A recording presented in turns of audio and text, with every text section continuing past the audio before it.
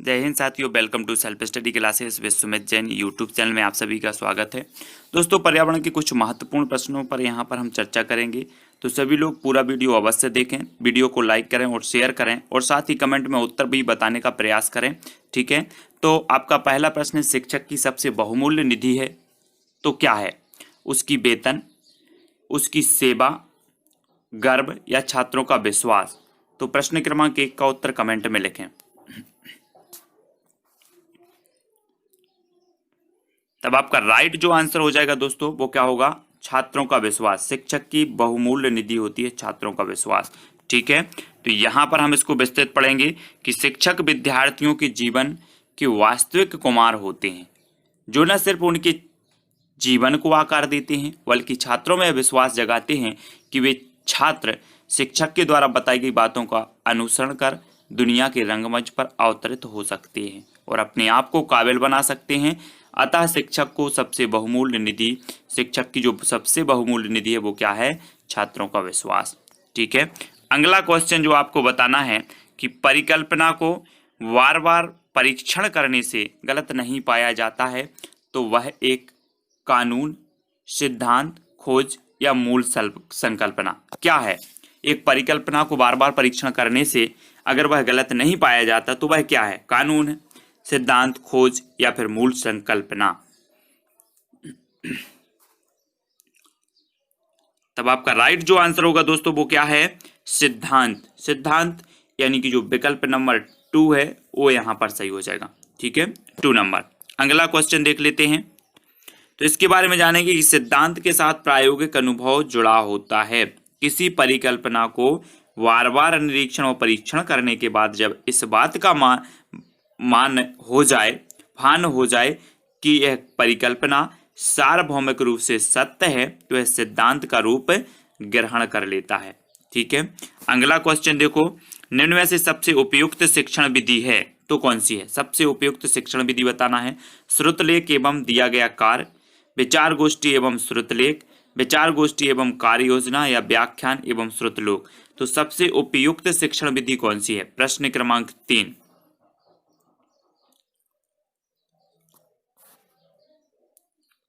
तब आपका बिल्कुल सही आंसर होगा दोस्तों, क्या हो जाएगा? विचार गोष्ठी एवं कार्य योजना। विचार गोष्ठी एवं कार्य योजना यानी कि शिक्षण विधि की सबसे उपयुक्त विधि है। इस शिक्षण विधि में छात्र परस्पर विचारों का आदान प्रदान करके अपने ज्ञान की वृद्धि करते हैं। यह विधि शिक्षा के कृत्रिम वातावरण को समाप्त करने तथा शिक्षा को जीवन से संबंध स्थापित करने हेतु महत्वपूर्ण है। प्रारंभ में इसका जो है प्रयोग छात्रों द्वारा किए जाने वाले गृह कार्यों के लिए किया जाता था, जिसमें योजना बनाना तथा शारीरिक श्रम निहित होता था। ठीक है, अगला क्वेश्चन है, निम्नलिखित में से कौन सी ग्रीन हाउस गैसें नहीं हैं? कौन सी ग्रीन हाउस गैस नहीं है? Nitrous oxide, carbon dioxide, helium या फिर मीथेन? तो कौन सी ग्रीन हाउस गैस नहीं है बताना है। 4 विकल्प है हमारे सामने। तब आपका बिल्कुल सही आंसर क्या होगा? हीलियम। कौन सी ग्रीन हाउस गैस नहीं है?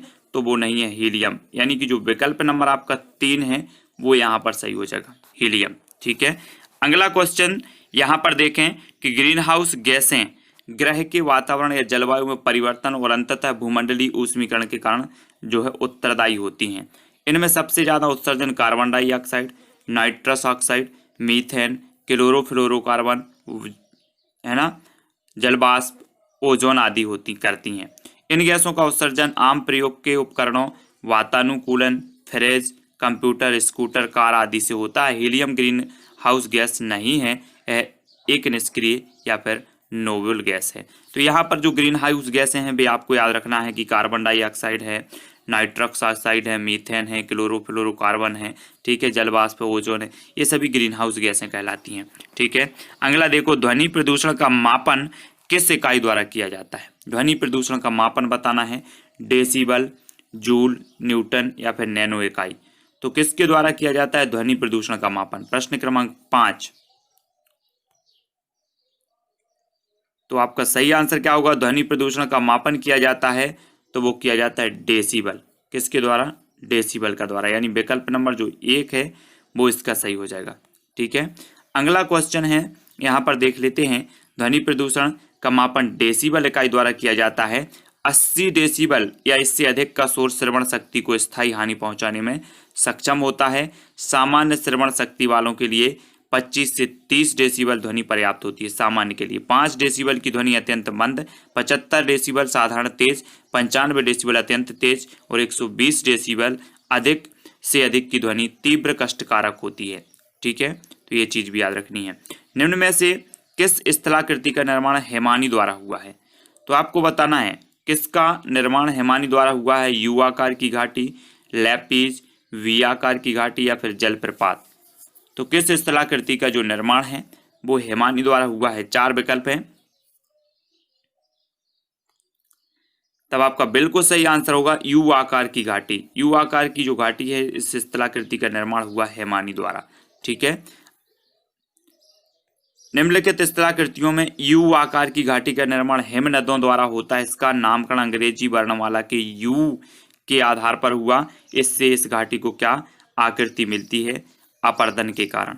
ठीक है, इनके दोनों किनारे काफी समानांतर एवं अंतोदर ढाल वाले बन जाते हैं। जलप्रपात एवं प्रमुख प्रवाही जल नदीकृत अपर्दनात्मक स्थल रूप हैं। वी आकार की घाटी का नामकरण अंग्रेजी की वर्णमाला वी अक्षर के आधार पर किया गया। इस आकार की घाटियों का निर्माण युवा नदियों के द्वारा होता है। जब नदी निम्नवर्ती कटाव द्वारा अपनी तली को कम गहरा करती है तो वी आकार की घाटियों का निर्माण होता है। तो ये यू आकार की घाटी और वी आकार की घाटियों को जाना हमने। अब निम्न नदियों में से कौन सी नदी बंगाल की खाड़ी में गिरती है? तो बंगाल की खाड़ी में बताना है आपको सुवर्ण रेखा, ताप्ती, नर्मदा या फिर सिंधु। जल्दी से बताएं कौन सी नदी बंगाल की खाड़ी में गिरती है? तब आपका बिल्कुल सही आंसर होगा सुवर्ण रेखा जो है ये बंगाल की खाड़ी में गिरती है। ठीक है, तो 1 नंबर आपका बिल्कुल सही होगा। सुवर्ण रेखा या स्वर्ण रेखा नदी बंगाल की खाड़ी में गिरती है। यह भारत के झारखंड राज्य में बहने वाली एक पहाड़ी नदी है। यह रांची नगर से 16 किलोमीटर दक्षिण पश्चिम में स्थित नंगड़ी गांव में रानी चुआ नामक स्थान से निकलती है तथा वालेश्वर नामक स्थान पर बंगाल की खाड़ी में गिरती है। कौन सी? स्वर्ण रेखा। ताप्ती, नर्मदा और सिंधु नदियां अरब सागर में गिरती हैं। ये चीज भी आपको पता होनी चाहिए। ठीक है, अगला देखते हैं दोस्तों कि राकेश कक्षा 5 पर्यावरण विज्ञान शिक्षक द्वारा दिए गए कार्य को समय से प्रस्तुत नहीं करता, अतः सबसे उपयुक्त सुधारात्मक उपाय हो सकता है। तो क्या हो सकता है? खेल की कक्षा में जाने पर प्रतिबंध लगाना, प्रधान अध्यापक की जानकारी में लाना, उसकी अनियमितताओं के कारणों को जानकर उसे सही मार्गदर्शन देना या फिर उसकी अनियमितताओं को लिखित जानकारी माता पिता को देना। कमेंट में लिखें 1, 2, 3, 4 या ABCD इस प्रकार से आप कमेंट में लिख सकते हैं। तब आपका बिल्कुल सही आंसर हो जाएगा कि उसकी अनियमितताओं के कारणों को जानकर उसे सही मार्गदर्शन देना। ठीक है, ये चीज याद रखना है।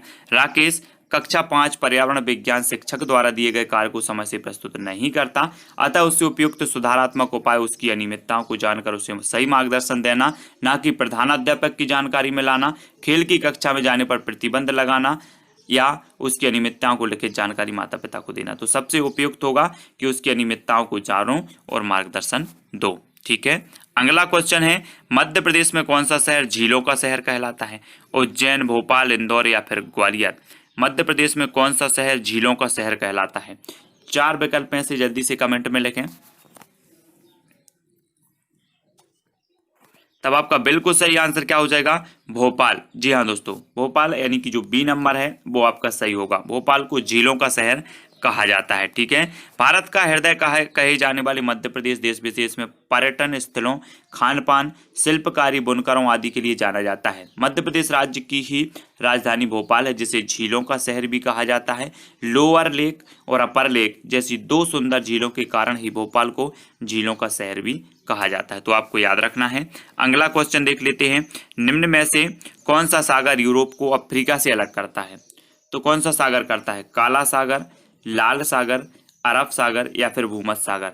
कौन सा सागर यूरोप को अफ्रीका से अलग करता है? प्रश्न क्रमांक 10। तब आपका बिल्कुल सही आंसर क्या होगा? भूमध्य सागर। जी हाँ दोस्तों, भूमध्य सागर यूरोप को अफ्रीका से अलग करता है और 4 नंबर आपका यहाँ पर बिल्कुल सही हो जाएगा। ठीक है, भूमध्य सागर पृथ्वी का एक सागर है जो उत्तरी अफ्रीका, यूरोप और अनातोलिया तथा मध्य पूर्व के बीच स्थित है। इसका क्षेत्रफल है 25 लाख वर्ग किलोमीटर। भूमध्य सागर का जो भारत के क्षेत्रफल का लगभग 3/4 है। यह अटलांटिक महासागर से जिब्राल्टर द्वारा जुड़ा है जो केवल 14 किलोमीटर चौड़ा एक जलडमरू मध्य है। लाल सागर अफ्रीका एवं एशिया के बीच हिंद महासागर का एक नमकीन पानी की एक खाड़ी है। तो आपको याद रख लेना है कि यूरोप और अफ्रीका को अलग करता है तो कौन करता है? भूमध्य सागर। ठीक है। अंतर्राष्ट्रीय ओजोन दिवस कब मनाया जाता है? तो 7 दिसंबर, 16 सितंबर, 30 मार्च या 22 अप्रैल को अंतर्राष्ट्रीय ओजोन दिवस बताना है। प्रश्न क्रमांक 11 का उत्तर। तो कब मनाया जाता है अंतर्राष्ट्रीय ओजोन दिवस? तब आपने बिल्कुल सही आंसर बताया है 16 सितंबर, यानी कि जो 2 नंबर है वो बिल्कुल सही हो जाएगा। ओजोन दिवस 16 सितंबर को ओजोन परत के संरक्षण हेतु जागरूकता के लिए मनाया जाता है। यूएनओ ने 19 दिसंबर 1994 को 16 सितंबर को जो है international day for the preservation of ozone layer घोषित कर दिया। यह तारीख मॉन्ट्रियल प्रोटोकॉल की यादगार तिथि के रूप में तय की गई। ओजोन दिवस 2016 की जो थीम थी वो ozone and climate restored bye a world United. ठीक है। अगला देखो, किसी खाद्य श्रृंखला में शाकाहारी होते हैं प्राथमिक उपभोक्ता, प्राथमिक उत्पादक, द्वितीयक उपभोक्ता या अपघटनकर्ता। प्राथमिक उपभोक्ता, प्राथमिक उत्पादक, द्वितीयक उपभोक्ता या फिर अपघटनकर्ता। तो आपको बताना है, प्रश्न एक बार फिर से पढ़ो। किसी खाद्य श्रृंखला में शाकाहारी होते हैं तो कौन होते हैं? तब आपका बिल्कुल सही आंसर क्या हो जाएगा? प्राथमिक उपभोक्ता, यानी कि जो 1 नंबर है वो बिल्कुल सही होगा। किसी खास श्रृंखला में शाकाहारी प्राथमिक उपभोक्ता होते हैं। उत्पादक हमेशा हरे पौधे होते हैं जो क्लोरोफिल की सहायता से प्रकाश संश्लेषण की क्रिया के द्वारा भोजन का निर्माण करते हैं। द्वितीयक उपभोक्ता मांसाहारी होते हैं। अपघटनकर्ता सड़े गले पदार्थों से ऊर्जा प्राप्त करते हैं जैसे मृतोपजीवी, कवक और जीवाणु। ठीक है। इन्हें जो है क्या कहा जाता है? पृथ्वी का सफाईकर्ता भी कहा जाता है या फिर पृथ्वी का मैत्र भी कहा जाता है। इस प्रकार से पारिस्थितिक तंत्र के तत्वों के चक्रण को क्या कहते हैं? पारिस्थितिक तंत्र के तत्वों के चक्रण को क्या कहते हैं? जैव भू रासायनिक चक्र, रासायनिक चक्र, भूगर्भीय चक्र या भू रासायनिक चक्र। तो प्रश्न क्रमांक 13 है और आपको कमेंट में लिखना पारिस्थितिक तंत्र के तत्वों के चक्रण को क्या कहते हैं। तब आपका राइट आंसर होगा जैव भू रासायनिक चक्र, यानी कि जो 1 नंबर है वो बिल्कुल सही होगा यहाँ पर। ठीक है।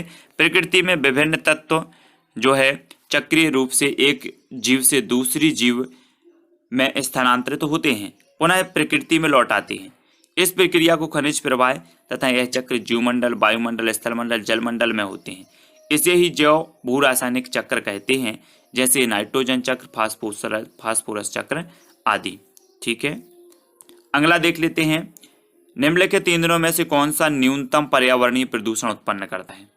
तो कौन सा ईंधन है जो न्यूनतम पर्यावरणीय प्रदूषण उत्पन्न करता है? पेट्रोल, डीजल, हाइड्रोजन या फिर कोयला। तब आपका बिल्कुल सही आंसर होगा प्रश्न विकल्प नंबर 3, यानी कि हाइड्रोजन। ठीक है। निम्नलिखित ईंधनों में से हाइड्रोजन न्यूनतम पर्यावरणीय प्रदूषण उत्पन्न करता है, जबकि डीजल, पेट्रोल और कोयला के जलने से हानिकारक गैसें निकलती हैं जो वातावरण को दूषित करती हैं। हल्का होने के कारण गुब्बारों और वायु पोतों में हाइड्रोजन प्रयुक्त होता है। ये भी क्वेश्चन पूछा जाता है। इसका स्थान अब हीलियम ले रहा है हाइड्रोजन का। ठीक है। अगला देखें, संकटग्रस्त जंतु दैत्याकार पांडा पाया जाता है तो कहाँ पाया जाता है? भारत में, ऑस्ट्रेलिया में, चीन में या फिर ब्राजील में। संकटग्रस्त जंतु दैत्याकार पांडा पाया जाता है भारत, ऑस्ट्रेलिया, चीन या फिर ब्राजील में। तब आपका राइट आंसर क्या हो जाएगा दोस्तों? उत्तर होगा चाइना में। जो पांडा है वो कहाँ पाया जाता है? चाइना में पाया जाता है। संकटग्रस्त जंतु दैत्याकार पांडा चीन में पाया जाता है। पांडा को चीनी भाषा में झुआंग माओ, ये भी याद रख लेना, झुआंग माओ या विशालकाय बिल्ली भालू कहते हैं। ये चीन के बांस के जंगलों और तिब्बत के हिमालय पर्वतों के ढलानों के पेड़ों पर रहते हैं। आज पांडा विश्व वन्य जीव कोष, world wild life federation WWF द्वारा अंतर्राष्ट्रीय स्तर पर संरक्षित प्रजातियों में से एक है। ठीक है। तो ये चीज याद रखनी है। अगला क्वेश्चन है, निम्नलिखित किस गैस के कारण भोपाल गैस त्रासदी हुई थी? तो किस गैस के कारण हुई थी? कार्बन डाइऑक्साइड के, क्लोरोफ्लोरोकार्बन के, नाइट्रस ऑक्साइड के या मिथाइल आइसोसाइनेट के। तो किस गैस के कारण हुआ था? तब आपने बिल्कुल सही आंसर बताया है, मिथाइल आइसोसाइनेट, यानी जो 4 नंबर है वो सही हो जाएगा। ठीक है। भारत के मध्य प्रदेश राज्य के भोपाल शहर में 3 दिसंबर है ना सन 1984 को एक भयानक औद्योगिक दुर्घटना हुई। इसे भोपाल गैस कांड या भोपाल गैस त्रासदी के नाम से जाना जाता है। भोपाल स्थित यूनियन कार्बोनाइड नामक कंपनी के कारखाने, ये भी पूछा जाता है कभी कभी, किस कारखाने में हुई थी, तो यूनियन कार्बाइड नामक कंपनी के कारखाने से एक जहरीली गैस का रिसाव हुआ, जिससे लगभग 15,000 से अधिक लोगों की जान गई। बहुत सारे लोग अपंगता से लेकर अंधेपन के भी शिकार हुए। भोपाल गैस कांड में मिथाइल आइसोसाइनेट, ये गैस का नाम है मिथाइल आइसोसाइनेट, जो नामक जहरीली गैस का रिसाव हुआ। Chlorofluorocarbon, carbon dioxide, nitrous oxide, तीनों ही ग्रीन हाउस गैसें हैं। तो ये चीज़ भी आपको याद रखनी है। अगला देखो, किस देश में क्रिसमस का त्यौहार गर्मियों में मनाया जाता है, तो आपको बताना है क्रिसमस का जो त्यौहार है वो गर्मियों में मनाया जाता है, तो कहाँ, भारत में, जापान, ऑस्ट्रेलिया या फिर अमेरिका में। प्रश्न क्रमांक 17 का आंसर बताना है, और 17 का आपका बिल्कुल सही आंसर क्या हो जाएगा दोस्तों, आंसर होगा विकल्प नंबर 3 यानी ऑस्ट्रेलिया। ऑस्ट्रेलिया आपका बिल्कुल सही हो जाएगा। ऑस्ट्रेलिया में क्रिसमस का जो त्यौहार है वो मनाया जाता है गर्मियों में, है ना। इसका कारण यह है कि ऑस्ट्रेलिया दक्षिणी गोलार्ध में स्थित है और दिसंबर का महीना ऑस्ट्रेलिया में गर्मी का पहला महीना होता है। ऑस्ट्रेलिया में गर्मी 1 दिसंबर से लेकर 28-29 फरवरी तक होती है। क्रिसमस ईसा मसीह के जन्म की खुशी में मनाया जाता है ना। इस दिन लगभग संपूर्ण विश्व में अवकाश रहता है, 25 दिसंबर को पड़ता है। तो ये चीज़ भी आपको याद रखनी है। ठीक है। अगला क्वेश्चन देख लेते हैं। अगला है, गिर वन्य जीव अभ्यारण्य निम्न में से किस वन्य जीव का संरक्षण करता है। गिर आपको पता है कि गिर कहाँ पर है, गुजरात में है। ठीक है।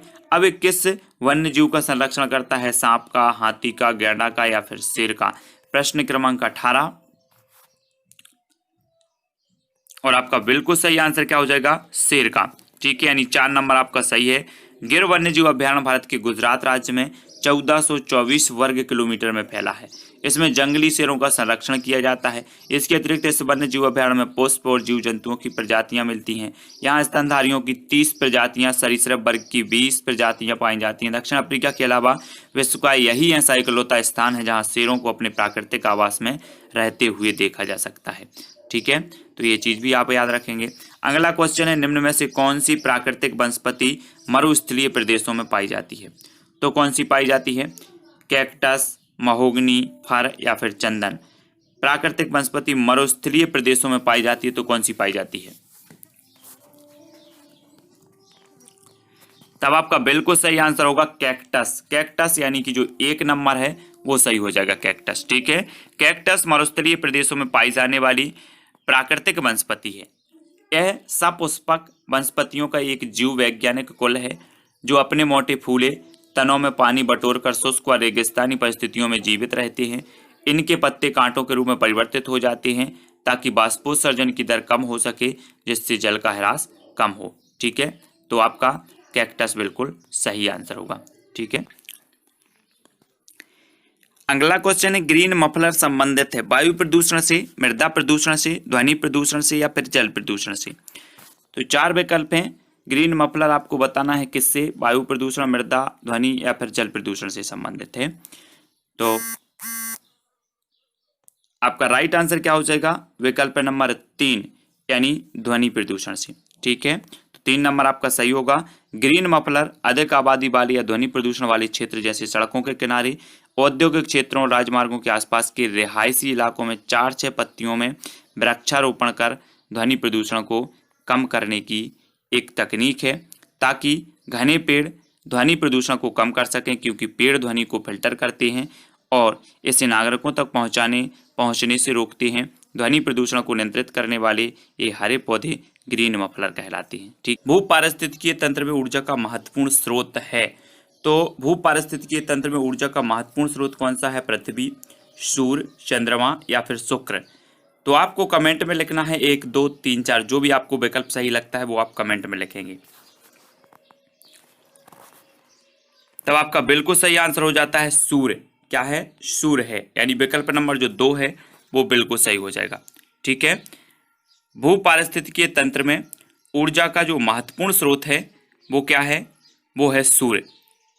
सूर्य ऊर्जा का सर्वाधिक व्यापक एवं अपरिमित स्रोत है जो वातावरण में प्रोटॉन छोटी छोटी प्रकाश तरंगें पेटिकाएं के रूप में विकिरण ऊर्जा का संचार करता है। संभवतः पृथ्वी पर सर्वाधिक महत्वपूर्ण रासायनिक अभिक्रिया प्रकाश संश्लेषण को माना जा सकता है। जो सूर्य के प्रकाश की उपस्थिति में पौधे हरे होते हैं, इसलिए सौर ऊर्जा को पृथ्वी पर जीवन का प्रमुख संवाहक माना जाता है।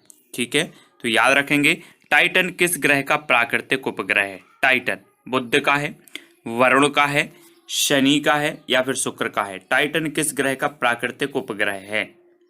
4 विकल्प हैं,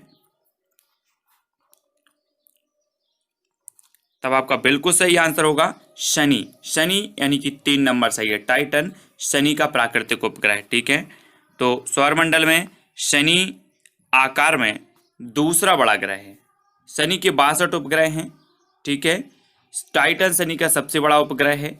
शनि के अन्य प्रमुख उपग्रह मीमांसा, एनसीलाडू, टेथेस, डियॉन, रिया, हाइपेरियन, एपापेटस और फोबे हैं। बुध और शुक्र ग्रहों के कोई उपग्रह नहीं है। वरुण के 13 उपग्रह हैं, इनमें ट्रिटोन व मेरिड प्रमुख हैं। ठीक है, ये चीज़ याद रखनी है। अगला देखो, निम्न में से कौन सी बायोडीजल की फसल है? तो बायोडीजल की फसल कौन सी है? जट्रोफा, कपास, गन्ना या फिर आलू? बायोडीजल की फसल कौन सी है? प्रश्न क्रमांक 23 का उत्तर बताना है। तब आपका बिल्कुल सही आंसर होगा जट्रोफा। जट्रोफा यानी कि जो 1 नंबर है वो बिल्कुल सही हो जाएगा। ठीक है, देख लेते हैं। जट्रोफा बायोडीजल की फसल है। यह भारत, अफ्रीका, उत्तरी अमेरिका और कैरिबियन जैसे ट्रॉपिकल क्षेत्रों में उत्पन्न होती है। एक बड़ा पादप है जो झाड़ियों के रूप में अर्धशुष्क क्षेत्रों में उगता है। इस पादप से प्राप्त होने वाले बीजों से 25 से 30% तक तेल निकाला जा सकता है। इस तेल से कार आदि चलाए जा सकते हैं, इसलिए इसे बायोडीजल पौधा कहा जाता है। तथा जो अवशेष बचता है उससे बिजली पैदा की जा सकती है। जट्रोफा अनावृष्टि रोधी सदाबहार झाड़ी है। यह कठिन परिस्थितियों को भी झेलने में सक्षम है। तो आपको याद रख लेना है, जट्रोफा के बीजों से जो तेल निकाला जाता है उससे जो है गाड़ियाँ चलाई जाती हैं, कार आदि चलाई जा सकती है, इसलिए इसे क्या कहा जाता है? बायोडीजल। बायोडीजल की फसल भी कहा जाता है जट्रोफा को। ठीक है, अगला क्वेश्चन है, पर्यावरण संरक्षण अधिनियम किस वर्ष पारित हुआ था? पर्यावरण संरक्षण अधिनियम बताना है। 1986, 1982, 1992 या 1996? पर्यावरण संरक्षण अधिनियम किस वर्ष पारित हुआ था?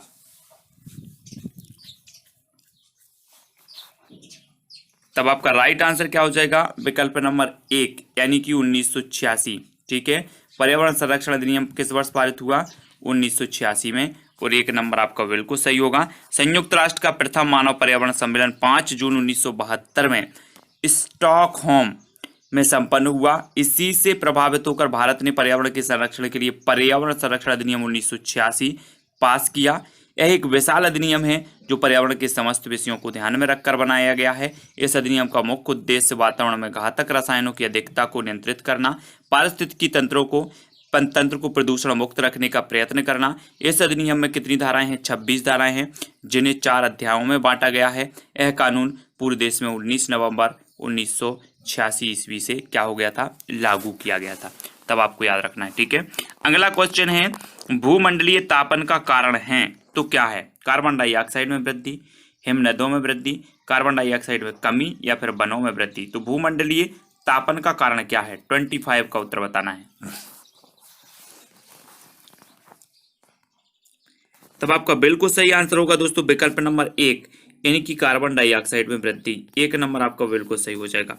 अगला क्वेश्चन यहाँ पर देखेंगे कि भूमंडलीय तापन का मुख्य कारण क्या है? कार्बन डाइऑक्साइड की मात्रा में वृद्धि। धरती पर विनाशक गैस के बढ़ने की मुख्य वजह जीवाश्म ईंधनों जैसे कोयला और तेल का अत्यधिक इस्तेमाल और जंगलों की कटाई। ठीक है, धरती पर घटती पेड़ों की संख्या की वजह से कार्बन डाइऑक्साइड का स्तर बढ़ता है और इससे भूमंडलीय तापन में वृद्धि होती है। बढ़ते तापमान की वजह से समुद्र जल स्तर बढ़ना, बाढ़, तूफान, खाद्य पदार्थों की कमी, तमाम तरह की बीमारियां आदि का खतरा बढ़ जाता है। तो आपका क्या हो जाएगा? कार्बन डाइऑक्साइड बिल्कुल सही हो जाएगा।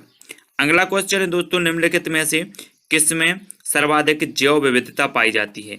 तो सर्वाधिक जैव विविधता किसमें पाई? उष्ण कटिबंधीय सदाबहार वर्षा वन वायुओं में, शीतोष्ण पर्णपाती वन वायुओं में, शीतोष्ण घास प्रदेश वायु में या फिर सवाना वायु में सर्वाधिक जैव विविधता पाई जाती है तो कहाँ पाई जाती है?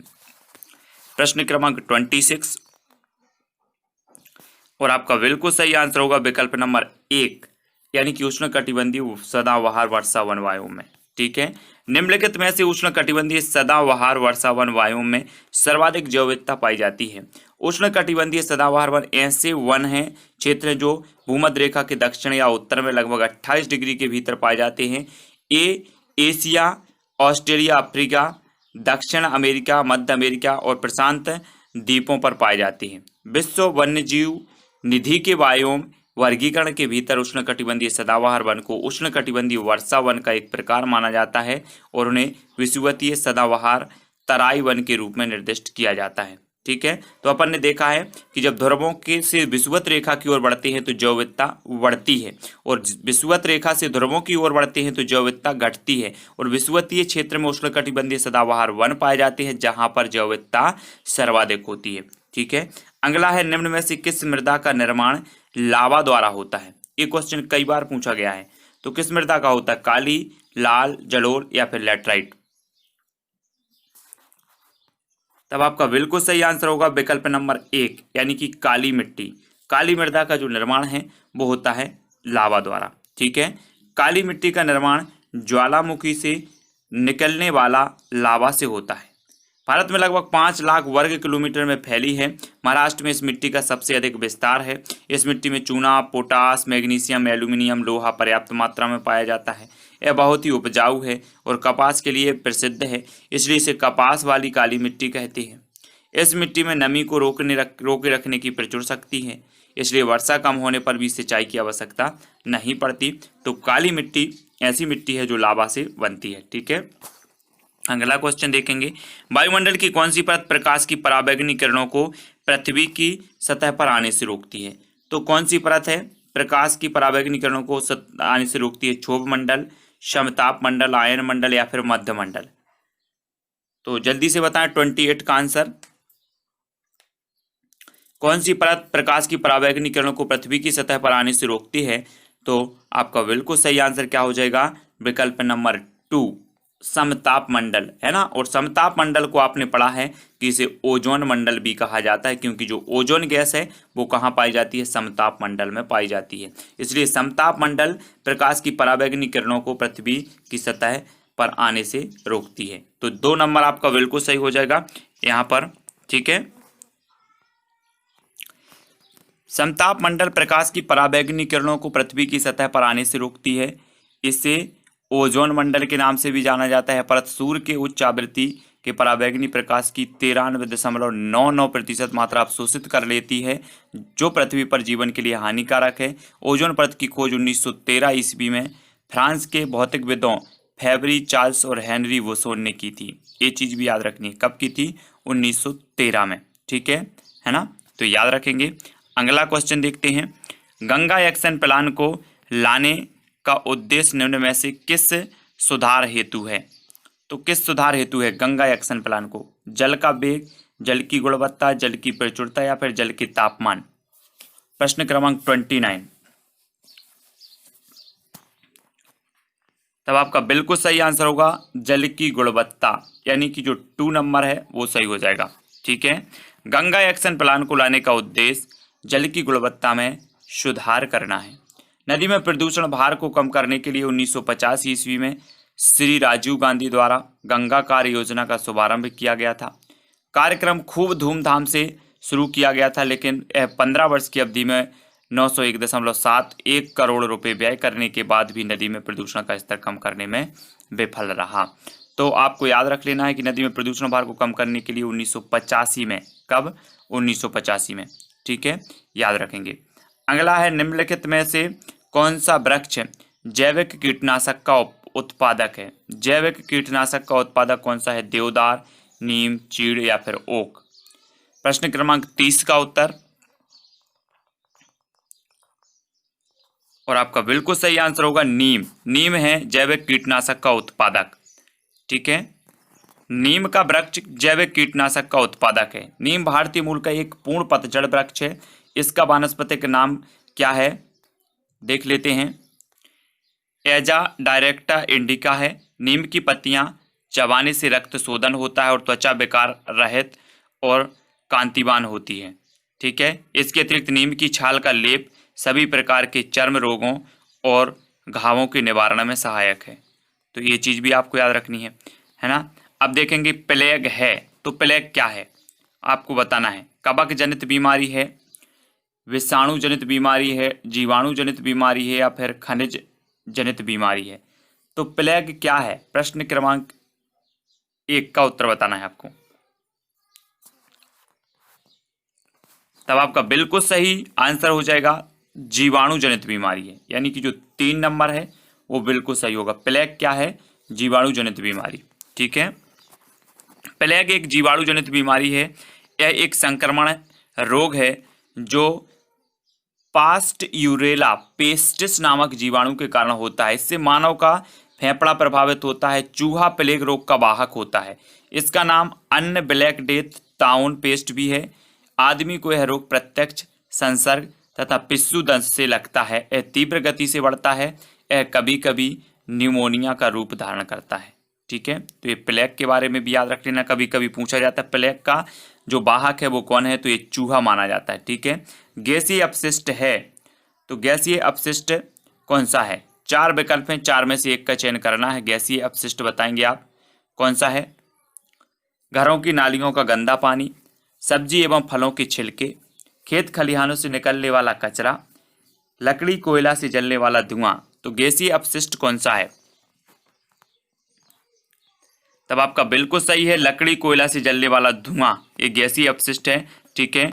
गैसीय अपशिष्ट वे पदार्थ होते हैं जो किसी अन्य पदार्थ के अपशिष्ट शेष होते हैं तथा गैसीय रूप में होते हैं। इससे पर्यावरण में प्रदूषण होता है जो मुख्यतः वायु प्रदूषण का कारण बनता है। गैसीय अपशिष्ट निम्न है, लकड़ी कोयले से जलने वाला धुआं, औद्योगिक क्षेत्रों की चिमनियों का धुआं, जंगलों में लगने वाली आग से निकलने वाला धुआं, ये गैसीय अपशिष्ट हैं। ठीक है, याद रखेंगे। अगला क्वेश्चन है दोस्तों कि निम्न में से कौन से पौधे दूर दूर प्रसारित होंगे। बीज द्वारा प्रकीर्णित पौधे, बीजाणु द्वारा प्रकीर्णित पौधे, फल द्वारा प्रकीर्णित पौधे या फिर कायक जनन द्वारा वितरित। तो दूर दूर प्रसारित होंगे तो कौन से होंगे, प्रश्न क्रमांक 3 का उत्तर आपको बताना है। तब आपका बिल्कुल सही आंसर होगा कायक जनन द्वारा वितरित, यानी कि 4 नंबर आपका बिल्कुल सही हो जाएगा। ठीक है। कायक जनन द्वारा वितरित पौधे दूर दूर प्रसारित होते हैं। कायक जनक एक अलैंगिक जनन क्रिया है, यह फ्लोनिंग प्रक्रिया होती है। ठीक है। जब एक जीव लाभ लेता है बगैर दूसरे सहवासी जीव को प्रभावित किए तो कहलाता है, क्या कहलाता है, सहभोजी, परजीवी, मृतोपजीवी या फिर सहजीवी। 4 विकल्प में से एक का चयन करना है। तब आपका बिल्कुल सही आंसर क्या होगा, सहभोजी। सहभोजी यानी कि जो विकल्प नंबर आपका, तो आपका विकल्प नंबर जो 1 है सहभोजी बिल्कुल सही हो जाएगा। ठीक है, 1 नंबर। अगला देख लेते हैं, सहभागिता या सहभोजी, सहभागिता या फिर सहभोजी। यह 2 विभिन्न जीव जातियों के बीच एक ऐसी अंतर क्रिया होती है जिसमें एक जंतु को तो इस संबंध से लाभ होता है किंतु दूसरे जंतु को कोई हानि नहीं होती। उदाहरणार्थ गैस्ट्रोपोड कवच में केंकड़ा रहता है और कवच के ऊपरी समुद्री एनीमोन चिपकी रहती है।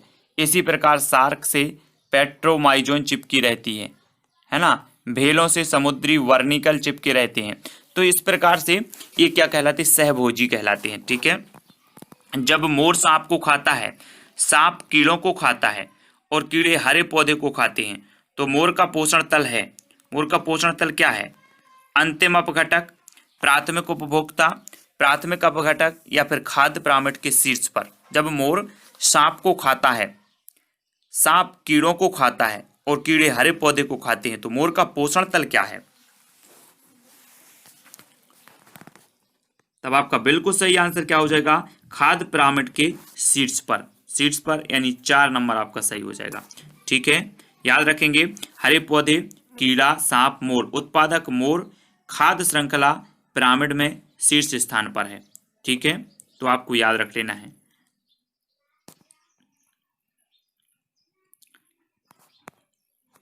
निम्न में से कौन सा कायांतरित सेल का उदाहरण है? ग्रेनाइट, बलुआ पत्थर, संगमरमर या चूना पत्थर? कौन सा कायांतरित सेल का उदाहरण है? तब आपका बिल्कुल सही आंसर क्या होगा? संगमरमर। यानी कि जो विकल्प नंबर 3 है, एक कायांतरित सेल का उदाहरण माना जाता है संगमरमर। ठीक है। जब ज्वालामुखी क्रिया के फलस्वरूप तत्व मैग्मा बाहर निकलता है तो मैग्मा के संपर्क क्षेत्र की चट्टानें रूपांतरित हो जाती हैं। इस प्रकार के रूपांतरण के कारण चूना पत्थर संगमरमर में परिवर्तित हो जाता है। चूना पत्थर अवसादी तलछटी परतदार चट्टानों द्वितीयक उपभोक्ता, शीर्ष तृतीय उपभोक्ता, प्राथमिक उपभोक्ता, उत्पादक, मोर सांप, कीड़ा, हरे पौधे है ना का उदाहरण है संगमरमर, जिसका रूपांतरित रूप है। यहाँ पर थोड़ी मिस्टेक है, प्रिंट मिस्टेक है। ठीक है, कोई बात नहीं। लेकिन यहाँ पर देखो कि महासागरों में निम्न में से कौन सा लवण सर्वाधिक मात्रा में पाया जाता है? तो कौन सा? Calcium sulphate, magnesium sulphate, magnesium chloride या फिर सोडियम क्लोराइड? तो महासागरों में कौन सा लवण सर्वाधिक मात्रा में पाया जाता है? तब आपका बिल्कुल सही आंसर होगा 4, यानी सोडियम क्लोराइड। 4 नंबर आपका बिल्कुल सही हो जाएगा। ठीक है, अगला देख लेते हैं। महासागरों में सोडियम क्लोराइड लवण सर्वाधिक मात्रा में पाया जाता है। जल H2O में सोडियम क्लोराइड की मात्रा 35 ग्राम लीटर होती है। सोडियम क्लोराइड सोडियम का एक अकार्बनिक यौगिक है। इसका रासायनिक सूत्र है NaCl होता है, जो 1:1 में जो है सोडियम और क्लोराइड के आयन को दर्शाता है। राज्यसभा में होने वाली सभाओं की अध्यक्षता कौन करता है? राष्ट्रपति, उपराष्ट्रपति, प्रधानमंत्री या भारत के मुख्य न्यायाधीश? राज्यसभा में होने वाली सभाओं की अध्यक्षता कौन करता है? तो सभी लोगों को पता है कि पदेन अध्यक्ष जो होता है राज्यसभा का वो उपराष्ट्रपति, यानी विकल्प नंबर 2 इसका सही होगा। राज्यसभा भारतीय लोकतंत्र की ऊपरी प्रतिनिधि सभा है। इसमें 250 सदस्य होते हैं, जिसमें 12 सदस्य भारत के राष्ट्रपति द्वारा नामांकित होते हैं तथा अन्य 238 सदस्यों का चुनाव होता है। राज्यसभा में सदस्य 6 वर्ष के लिए चुने जाते हैं, जिनमें से 1/3 सदस्य 2 साल में सेवानिवृत्त होते हैं। भारत के उपराष्ट्रपति राज्यसभा के पदेन सभापति होते हैं। सभापति का कार्यकाल 5 वर्ष का होता है। उसका चुनाव अप्रत्यक्ष निर्वाचन द्वारा किया जाता है, जिसमें दोनों सदनों के सदस्य हिस्सा लेते हैं। ठीक है, अगला है दोस्तों, निम्न में से किस मिट्टी का विस्तार भारत के सर्वाधिक क्षेत्र पर है? तो किस मिट्टी का है? जलोल का, काली मिट्टी का, लाल मिट्टी का या बलुई मिट्टी का? तब आपका बिल्कुल सही आंसर होगा जलोल मिट्टी का विस्तार सर्वाधिक क्षेत्र पर, भारत के सर्वाधिक क्षेत्र पर जलोल मिट्टी का विस्तार है। भारत के भूभाग के लगभग 40-45% भाग पर जलोल मिट्टी पाई जाती है। जलोल मिट्टी का निर्माण नदियों द्वारा बहाकर लाई गई मिट्टी से होता है। इस मिट्टी में नाइट्रोजन, फास्फोरस आदि उर्वरकों की कमी पाई जाती है, परंतु ह्यूमस की मात्रा पर्याप्त होती है। यह मिट्टी कृषि के लिए सर्वाधिक उपयुक्त होती है, कृषि के लिए। ठीक है, अगला देखो, जो शाकाहारी जंतु भोजन के लिए हरे पेड़ पौधों पर निर्भर रहते हैं, द्वितीय चरण उपभोक्ता, प्रथम चरण उपभोक्ता, तृतीय चरण उपभोक्ता या फिर उपभोक्ता क्या कहलाते हैं? प्रश्न क्रमांक 10 का उत्तर बताना है और 10 का जो आपका राइट आंसर होगा वो क्या होगा? प्रथम चरण उपभोक्ता। 2 नंबर आपका यहाँ पर बिल्कुल सही हो जाएगा। ठीक है, तो पर्यावरण शिक्षा में समस्या समाधान विधि का गुण है तो क्या है? आपके पास 4 विकल्प हैं: सर्जनात्मक विधि, लक्ष्य केंद्रित विधि, चयनात्मकता या उपरोक्त सभी। पर्यावरण शिक्षा में समस्या समाधान विधि का गुण है तो कौन सा है? प्रश्न क्रमांक 11। तब आपका बिल्कुल सही आंसर हो जाएगा दोस्तों विकल्प नंबर 4, यानी कि उपर्युक्त सभी। 4 नंबर आपका सही हो जाएगा। ठीक है, अगला क्वेश्चन देख लेते हैं। अगला जो आपका क्वेश्चन है यहाँ पर हम इसको विस्तृत से देखेंगे कि पर्यावरण शिक्षा में समस्या समाधान विधि के अंतर्गत खोजकर्ता में सृजनात्मकता, चयन करने की क्षमता तथा लक्ष्य केंद्रित होना चाहिए। अतः पर्यावरण शिक्षा में समस्या समाधान विधि के निम्न गुण होने चाहिए: एक तो लक्ष्य केंद्रित विधि, सृजनात्मकता विधि, है ना, चयनात्मकता। अतः सभी विकल्प कैसे हैं? सही हैं। ठीक है, अगला क्वेश्चन देखेंगे। अगला क्वेश्चन है प्रेक्षण विधि की सीमाएं हैं तो कौन सी सीमाएं हैं? प्रश्न क्रमांक 12। विकल्प आपके पास 4 हैं। सबसे पहले तो इस विधि में प्रेक्षण सूक्ष्मता से न करने पर प्राप्त परिणाम अधिक वैध एवं विश्वसनीय नहीं होते। यह विधि मितव्ययी नहीं है। इस विधि से व्यक्ति के आंतरिक व्यवहारों का अध्ययन संभव नहीं है। या फिर उपरोक्त सभी। तब आपका राइट आंसर क्या होगा? आपका बिल्कुल सही आंसर होगा, इस विधि में प्रेक्षण सूक्ष्मता से ना करने पर प्राप्त परिणाम अधिक वैध एवं विश्वसनीय नहीं होते, यानी जो 1 नंबर है वो बिल्कुल सही हो जाएगा। ठीक है, अगला क्वेश्चन है प्रेक्षण विधि की सीमाएं। प्रेक्षण विधि की सीमा देखो, समस्या के चुनाव से परिणाम की वैधता निर्धारित करने के प्रत्येक स्तर पर इसकी उपयोगिता संदेह रहित रहती है। इस विधि में प्रेक्षण सूक्ष्मता से न करने पर प्राप्त परिणाम अधिक वैध एवं विश्वसनीय नहीं होते। ठीक है, तो इसकी सीमाएं हैं। अब इकोसिस्टम की सही परिभाषा क्या है? आप इकोसिस्टम जानते होंगे, किसी स्थान का अजीवीय घटक, परस्पर क्रिया करने वाला जीवीय समुदाय, पृथ्वी और वायुमंडल का क्षेत्र जहां जीव रहते हैं, या जीव समुदाय और उसके वातावरण का संतुलित तंत्र। तो इकोसिस्टम की सही परिभाषा क्या है? 4 विकल्प हैं, चयन करना है और ABCD करके आप उत्तर बताएंगे।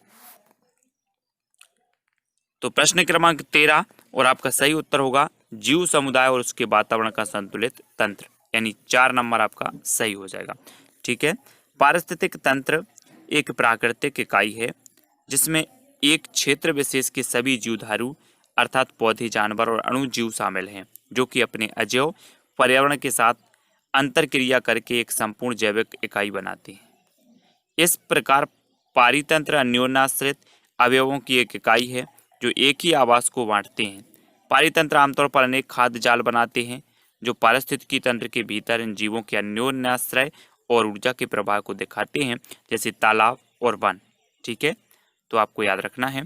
अगला क्वेश्चन देख लेते हैं, मानव विकास के क्रम में 2 पैरों पर चलने का सबसे बड़ा लाभ है तो क्या है? मानव शरीर का भार कम होना, शरीर को अच्छी प्रकार आधार देना, हाथ स्वतंत्र रूप से मस्तिष्क की आज्ञा अनुसार कार्य कर सकते हैं, या फिर अधिक तेज चाल। तो मानव विकास के क्रम में 2 पैरों पर चलने का सबसे बड़ा लाभ क्या है? 2 पैरों पर चलने का। तब आपका बिल्कुल सही आंसर होगा विकल्प नंबर 3, हाथ स्वतंत्र रूप से मस्तिष्क की आज्ञा अनुसार कार्य कर सकते हैं। ठीक है, ये सबसे बड़ा लाभ है। मानव विकास के क्रम में 2 पैरों से चलने का मुख्य कारण यह होता है कि मानव के 2 हाथ स्वतंत्र हो जाते हैं तथा मस्तिष्क भी आज्ञा अनुसार कार्य करने को स्वतंत्र होते हैं। इससे कार्य करने में कुशलता का विकास होता है तथा कार्य भी तेजी से पूरा होता है। सभी जंतुओं के में मानव ही 2 पैरों पर सीधा खड़ा होकर चलता है, जिसका लाभ है कि वह मनुष्य अधिक तेज चाल चलता है। ठीक है, अगला देखो, भूकंप की तीव्रता नापने के लिए कौन सा यंत्र को क्या कहा जाता है? सीस्मोग्राफ, फिजियोग्राफ, कार्डियोग्राफ या फिर वेरोग्राफ। भूकंप की तीव्रता नापने वाले यंत्र को क्या कहा जाता है? प्रश्न क्रमांक 15। तब आपका बिल्कुल सही आंसर क्या होगा? भूकंप मापी या फिर सीस्मोग्राफ कहा जाता है इसे। भूकंप की तीव्रता नापने वाले यंत्र को सीस्मोग्राफ। ठीक है, भूकंप की तीव्रता मापने के लिए सीस्मोग्राफ नामक यंत्र का क्या किया जाता है? प्रयोग किया जाता है। इस यंत्र में रिएक्टर पैमाने का प्रयोग किया जाता है। 0 से 9 अंक तक चिन्हित होता है तथा प्रत्येक बढ़ता हुआ अंक भूकंप की बढ़ती हुई तीव्रता को प्रदर्शित करता है तथा अगला अंक पिछले अंक से 10 गुना अधिक भूकंप की तीव्रता बताता है। ठीक है, तब आपका उत्तर क्या होगा? सीस्मोग्राफ। अगला क्वेश्चन देखो, सूर्य से निकटतम ग्रह कौन है? आपने सूर्य से जो ग्रह हैं उनको देखा होगा, कौन सा निकट है और कौन सा दूर है। तो आपसे पूछा जा सकता है, अभी निकट पूछा है, दूर भी पूछा जा सकता है, तब आपको पता होनी चाहिए सूर्य से निकटतम ग्रह कौन है। बृहस्पति है, मंगल है, शुक्र है या फिर बुध है। तो आपका बिल्कुल सही आंसर क्या होगा? विकल्प नंबर 4 यानी कि बुध। ठीक है, सूर्य से निकटतम जो ग्रह माना जाता है वो बुध माना जाता है। अब इसका विस्तार से देखेंगे कि हमारे सौरमंडल में सूर्य से बढ़ती हुई दूरी के क्रम में ग्रहों की स्थिति इस प्रकार है। सबसे पहले बुध सबसे निकट का, फिर शुक्र, पृथ्वी, मंगल, बृहस्पति, शनि, अरुण, वरुण। इस प्रकार बुध सूर्य के सबसे नजदीक का ग्रह है। बुध ग्रह सौरमंडल का सबसे छोटा ग्रह भी है। ठीक है, अगला देखें, गिर राष्ट्रीय पार्क किस राज्य में स्थित है? गिर गुजरात में, राजस्थान, मध्य प्रदेश या फिर महाराष्ट्र में। तो गिर राष्ट्रीय पार्क किस राज्य में स्थित है? तब आपका बिल्कुल सही आंसर होगा गुजरात में। गिर राष्ट्रीय पार्क गुजरात में स्थित है। ठीक है, 1 नंबर आपका सही हो जाएगा। अगला क्वेश्चन, यहाँ पर देखें तो गिर राष्ट्रीय उद्यान राज्य के कठियावाड़ जिले में है। गुजरात के कहाँ पर है? कठियावाड़ जिले में है। इसकी स्थापना 1965 ईस्वी में की गई थी। बब्बर शेरों के संरक्षण के लिए प्रसिद्ध है। कौन सा? गिर राष्ट्रीय उद्यान। ठीक है, अगला क्वेश्चन है, निम्नलिखित वाहनीय ईंधनों में सब किसको आजकल पर्यावरण स्नेही माना जाता है? पेट्रोल को, डीजल को, द्रवित पेट्रोलियम गैस को, या संपीड़ित प्राकृतिक गैस को? तो किसे वाहिनी ईंधनों में किसको आजकल पर्यावरण स्नेही माना जाता है? तो किसे माना जाता है? 19 का उत्तर आपको बताना है। तब आपका बिल्कुल सही आंसर होगा संपीड़ित प्राकृतिक गैस को, यानी जो 4 नंबर है वो सही होगा। संपीड़ित प्राकृतिक गैस को पर्यावरण स्नेही माना जाता है। ठीक है, अगला क्वेश्चन देखेंगे, संपीड़ित प्राकृतिक गैस वाहनीय ईंधनों में सबसे ज़्यादा पर्यावरण स्नेही माना जाता है क्योंकि इससे बहुत कम पर्यावरण प्रदूषण होता है। प्राकृतिक रूप से पाए जाने वाले ज्वलनशील गैस को अत्यधिक दबाव के अंदर रखने से बने तरल को ही सीएनजी कहते हैं। चूंकि यह गैस प्राकृतिक गैस का ही संपीड़ित रूप है, इसलिए इसका रासायनिक संगठन बगैर दाब के वन्य गैसों के समान होता है। इसमें मुख्य रूप से मीथेन, ईथेन, प्रोपेन होता है। ठीक है, तो सीएनजी संपीड़ित प्राकृतिक गैस यानी कि सीएनजी। ठीक है, आपको याद रखना है। अगला क्वेश्चन है, किसी पारितंत्र में तत्वों का चक्र कहलाता है? क्या कहलाता है? भूवैज्ञानिक चक्र, जैव भू रासायनिक चक्र, रासायनिक चक्र, या इनमें से कोई नहीं? किसी पारितंत्र में तत्वों का चक्रण क्या कहलाता है? तब आपका प्रश्न क्रमांक 20 का सही उत्तर क्या होगा? जैव भू रासायनिक चक्र, यानी कि जो विकल्प नंबर 2 है वो सही होगा, जैव भू रासायनिक चक्र। ठीक है, सभी जीवों को मुख्यतः 4 तत्वों की आवश्यकता होती है। ये तत्व हैं कार्बन, ऑक्सीजन, नाइट्रोजन तथा हाइड्रोजन। ये तत्व वातावरण से सब जीवों में और जीवों से वातावरण में स्थानांतरित होते रहते हैं। जीवमंडल में विद्यमान ये चक्र जैव भूगर्भीय रासायनिक चक्र या पोषक चक्र कहलाते हैं। ठीक है, अगला क्वेश्चन देखो, चिपको आंदोलन के प्रणेता हैं तो सभी लोगों को पता है, किसी का गलत नहीं होना चाहिए। सुंदरलाल बहुगुणा, हेमवती नंदन बहुगुणा, मदर टेरेसा, या फिर महात्मा गांधी? तो चिपको आंदोलन के प्रणेता बिना विलंब के आपका कमेंट आना चाहिए। आपका बिल्कुल सही आंसर होगा सुंदरलाल बहुगुणा, 1 नंबर। ठीक है, चिपको आंदोलन के प्रणेता सुंदरलाल बहुगुणा थे। यह आंदोलन वृक्षों के काटने के विरोध में वर्ष 1973 में वर्तमान उत्तराखंड राज्य से प्रारंभ किया गया। इस आंदोलन में जिस पेड़ को काटा जाता था, लोग उस पेड़ से चिपक कर खड़े हो जाते थे। इस तरह से पेड़ों की रक्षा का आंदोलन शुरू हुआ। ठीक है, चिपको आंदोलन 1973, सुंदरलाल बहुगुणा, वृक्षों का आदमी भी इन्हें कहा जाता है। इंसुलिन की रासायनिक प्रकृति है क्या है? प्रोटीन, विटामिन, वसा या कार्बोहाइड्रेट? इंसुलिन की रासायनिक प्रकृति बताना, प्रश्न क्रमांक 22 का आंसर। तब आपका बिल्कुल सही आंसर क्या होगा? प्रोटीन, यानी विकल्प नंबर जो 1 है, इंसुलिन की रासायनिक प्रकृति है तो प्रोटीन। ठीक है, 1 नंबर। सेंगर ने पहल गाय के इंसुलिन के अणु की रचना का पता लगाया। किसने? सेंगर ने। सिद्ध किया कि यह एक पॉलीपेप्टाइड होता है। इसके लिए उन्हें 1958 में नोबेल पुरस्कार मिला। इंसुलिन ही वह प्रथम प्रोटीन है जिसका आधुनिक वैज्ञानिक प्रयोगशाला में संश्लेषण करने में सफल हुए। मानव इंसुलिन का सन 1965 में सान ने संश्लेषण किया। ठीक है, पौधों में अर्धसूत्री विभाजन होता है पराग कणों में, मूल सीड्स में, तने में, या फिर पराग कोश में? तो पौधों में अर्धसूत्री विभाजन होता है तो किस में होता है? पौधों में अर्धसूत्री विभाजन होता है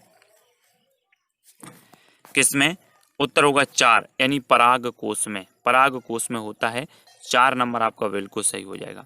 पौधों में अर्धसूत्री विभाजन पराग कोश में होता है, जहां परागण की क्रिया द्वारा निषेचन की क्रिया संपन्न होती है। वास्तव में अर्धसूत्रण एक विशेष प्रकार का कोशिका विभाजन है जो यूकेरियोट प्राणियों में लैंगिक जनन के लिए आवश्यक है। अर्धसूत्रण द्वारा युग्मक कोशिकाएं पैदा होती हैं। सभी जंतुओं तथा भूमि पर उगने वाले पौधे समेत अधिकांश जीवधारियों में युग्मक को अंड कोशिका तथा शुक्राणु जो है कोशिका कहते हैं। ठीक है, तो विकल्प नंबर 4 यहाँ पर आपका बिल्कुल सही होगा। जैविक समुदाय में प्राथमिक उपभोक्ता है तो आपको बताना है, जैविक समुदाय में प्राथमिक उपभोक्ता कौन सा है? सर्वाहारी, मांसाहारी, शाकाहारी, या फिर डेट्रीटिवोर? जैविक समुदाय में प्राथमिक उपभोक्ता कौन सा है? प्रश्न क्रमांक 24। तो आपका बिल्कुल सही आंसर होगा शाकाहारी। कौन सा है? शाकाहारी। ठीक है, शाकाहारी आपका बिल्कुल सही हो जाएगा। अगला है जैविक समुदाय में खाद्य श्रृंखला इस प्रकार होती है: उत्पादक, शाकाहारी, मांसाहारी, अपघटक। प्रथम उपभोक्ता, द्वितीय उपभोक्ता। इस प्रकार जैविक समुदाय में प्रथम उपभोक्ता क्या होते हैं? शाकाहारी होते हैं। ठीक है, अब ज्वर नियंत्रण में आमतौर पर सबसे अधिक प्रयोग की जाने वाली औषधि कौन सी है ज्वर नियंत्रण में? बी कॉम्प्लेक्स, प्रूफेन, पैरास्टामोल या फिर लिब 52। ज्वर नियंत्रण में आमतौर पर सबसे अधिक प्रयोग की जाने वाली औषधि हमें बतानी है, तब आपका बिल्कुल सही आंसर हो जाएगा तीन यानी कि पैरास्टामोल। ठीक है, पैरास्टामोल आमतौर पर प्रयोग किए जाने वाली ज्वर नियंत्रण में आमतौर पर सबसे अधिक प्रयोग की जाने वाली औषधि है पैरास्टामोल।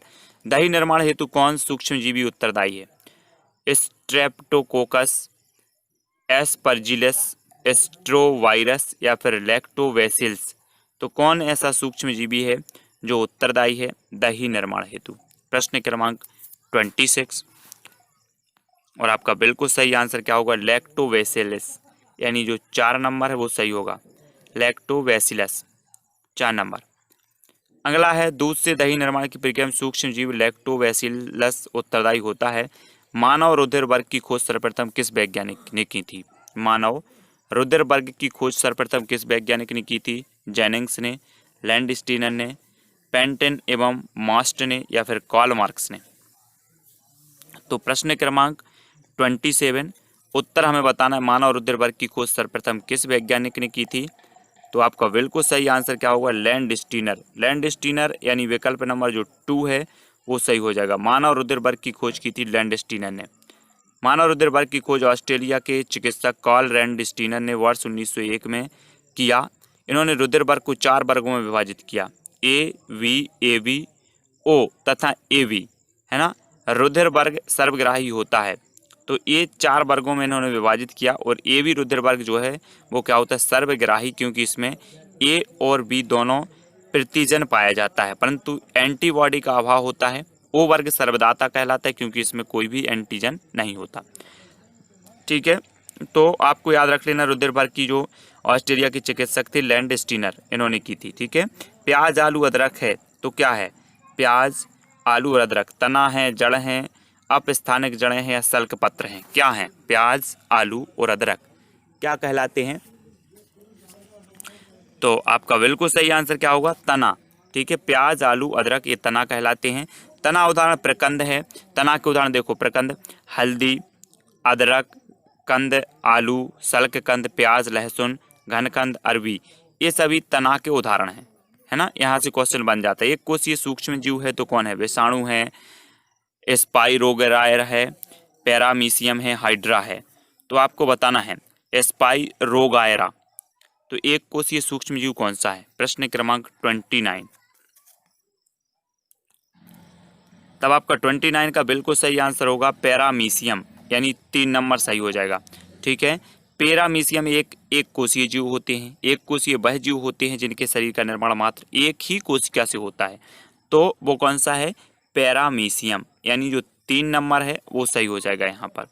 अगला है निम्न में से कौन सा पादप उत्पाद साबुन का विस्थापन है? कौन सा पादप उत्पाद है जो साबुन का विस्थापन है? रीठा, रुद्राक्ष, तेंदु या उपरोक्त सभी? तो साबुन का विस्थापन है कौन सा है? एक, यानी रीठा। रीठा 1 नंबर सही हो जाएगा। ठीक है, रीठा पादप का उत्पाद होता है जो साबुन का विस्थापन है। रीठा का प्रयोग बालों के संरक्षण के लिए किया जाता है। किसी नदी के प्रदूषण स्तर की माप की जाती है। अब देखो, किसी नदी के प्रदूषण स्तर की माप कैसे की जाएगी? STP द्वारा, ATP द्वारा, BOD द्वारा या फिर WPL द्वारा। अब ये 4 विकल्प हैं, 4 में से एक का चयन करके आपको कमेंट में ABCD इस प्रकार से आप कमेंट में लिखते जाएंगे। सभी लोग कमेंट में लिखेंगे, तब आपका राइट आंसर क्या हो जाएगा? राइट आंसर होगा दोस्तों VOD, यानी कि जो 3 नंबर है वो आपका बिल्कुल सही हो जाएगा। अब देखें BOD का फुल फॉर्म क्या होता है दोस्तों? बायो केमिकल ऑक्सीजन डिमांड से किसी नदी में जल के प्रदूषण स्तर को मापा जाता है। मोस्ट इंपॉर्टेंट क्वेश्चन, और VOD आपका बिल्कुल यहाँ पर 3 नंबर सही हो जाएगा। ठीक है, अगला क्वेश्चन देखो, वायरस संक्रमण से होने वाला रोग है तो ये 4 विकल्प हैं, 4 में से आपको चयन करना है कि वायरस से जो होने वाला रोग है वो कौन सा है, कॉलरा, टाइफाइड, जुकाम या फिर मलेरिया।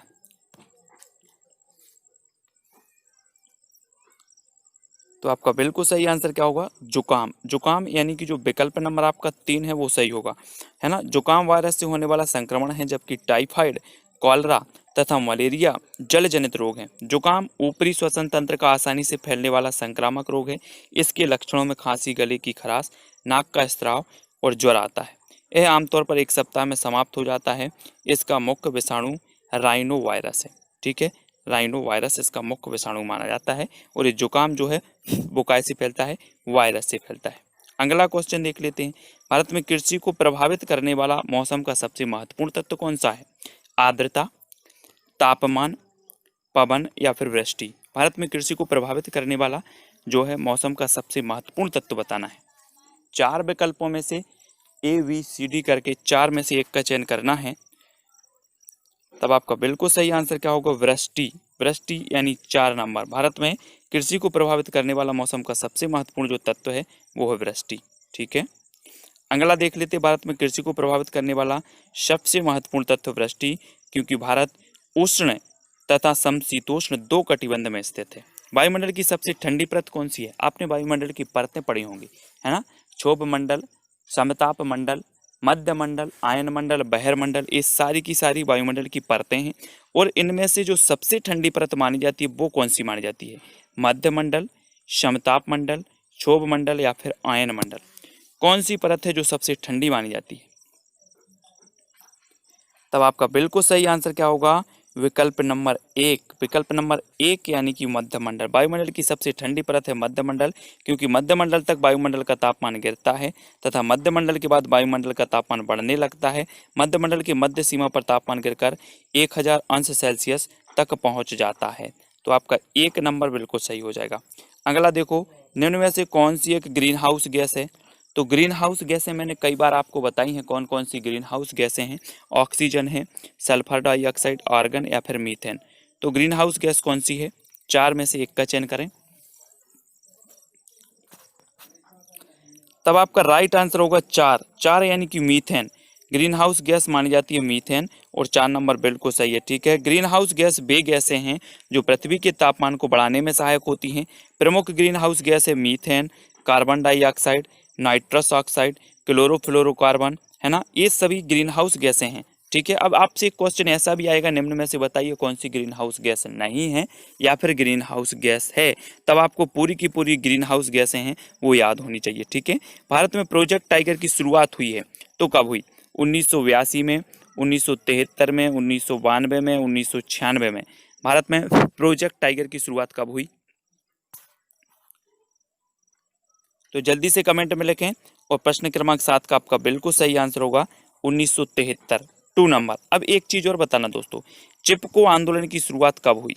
चिपको आंदोलन की शुरुआत आपको कमेंट में लिखना है कब हुई।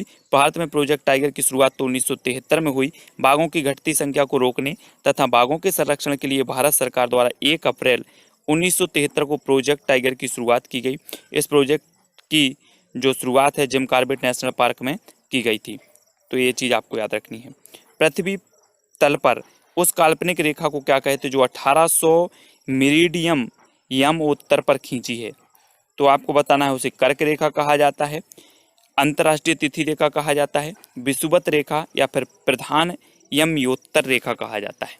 प्रश्न क्रमांक 8, 4 विकल्प हैं, 4 में से एक का चयन करके आपको ABCD करके इस प्रकार से उत्तर बताना है। तो आपका बिल्कुल सही आंसर होगा 2, यानी कि अंतर्राष्ट्रीय तिथि रेखा, 2 नंबर, ठीक है। पृथ्वी तल पर 1800 मेरिडियन यमयोत्तर रेखा जो काल्पनिक रेखा है उसे अंतर्राष्ट्रीय तिथि रेखा कहते हैं। इस रेखा से पृथ्वी को पूर्वी एवं पश्चिमी देशांतर क्षेत्र में बांटा गया है, ठीक है। अगला देखो, निम्नलिखित में से किस राज्य में गल्फ ऑफ मन्नार मेरिन राष्ट्रीय पार्क स्थित है।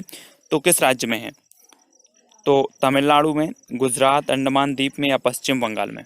कहाँ पर है गल्फ ऑफ मन्नार मेरिन राष्ट्रीय जो पार्क है वो कहाँ पर स्थित है। प्रश्न क्रमांक 9 का उत्तर बिल्कुल सही होगा तमिलनाडु, 1 नंबर, ठीक है।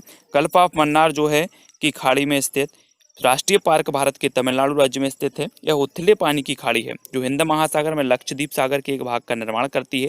भारत के रामेश्वरम द्वीप से लेकर श्रीलंका के मन्नार द्वीप तक स्थित है। यह भारत का दूसरा सबसे बड़ा वायु रिजर्व भी है। ठीक है, तो आपका एक नंबर बिल्कुल सही होगा, गल्फ ऑफ मन्नार। ठीक है, जनगणना 2011 के अनुसार भारत में लिंगानुपात है तो कितना है? जल्दी से बताएं, 4 विकल्प हैं, 2011 के अनुसार बताना है। तो 11 के अनुसार आपका बिल्कुल सही आंसर क्या होगा? 1000 पुरुषों पर 940 महिलाएं, यानी 2 नंबर आपका सही हो जाएगा। ठीक है, 2011 की जनगणना के अनुसार भारत में स्त्री पुरुष लिंगानुपात 943 है ना, तो 943 1000 940 या 43, इस बार 40 यहाँ पर दिया है उत्तर विकल्प नंबर 2 में।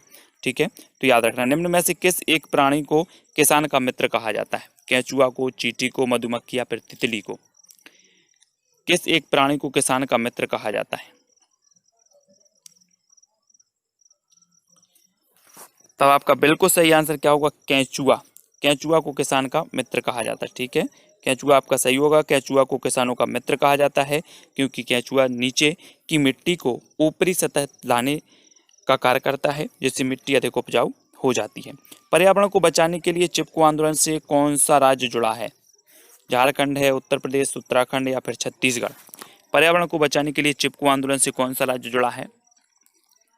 कौन सा राज्य जुड़ा है? प्रश्न क्रमांक 12, 4 विकल्प। आपका बिल्कुल सही आंसर होगा 3, यानी उत्तराखंड। 3 नंबर सही हो जाएगा। ठीक है, चिपको आंदोलन की शुरुआत वृक्षों के कटाव के विरुद्ध प्रसिद्ध पर्यावरण सुंदरलाल बहुगुणा तथा चंडी प्रसाद भट्ट के नेतृत्व में उत्तराखंड के चमोली जिले में की गई थी। इस आंदोलन को 1973 में प्रारंभ किया गया था। ठीक है, तो आपका बिल्कुल सही आंसर क्या होगा? उत्तराखंड। और जीवों के व्यवहार का अध्ययन किया जाता है। जीवों के व्यवहार नियोलॉजी में, इटियोलॉजी में, इथोलॉजी या फिर डेमोलॉजी, ये 4 विकल्प हैं। जीवों के व्यवहार का अध्ययन किसमें किया जाता है? कि आपके पास भी 4 सेकंड है और 4 विकल्प भी हैं। तो आपका राइट आंसर क्या होगा? आंसर हो जाएगा दोस्तों विकल्प नंबर 3, यानी एथोलॉजी। जीवों के व्यवहार का अध्ययन कहलाता है एथोलॉजी। 3 नंबर।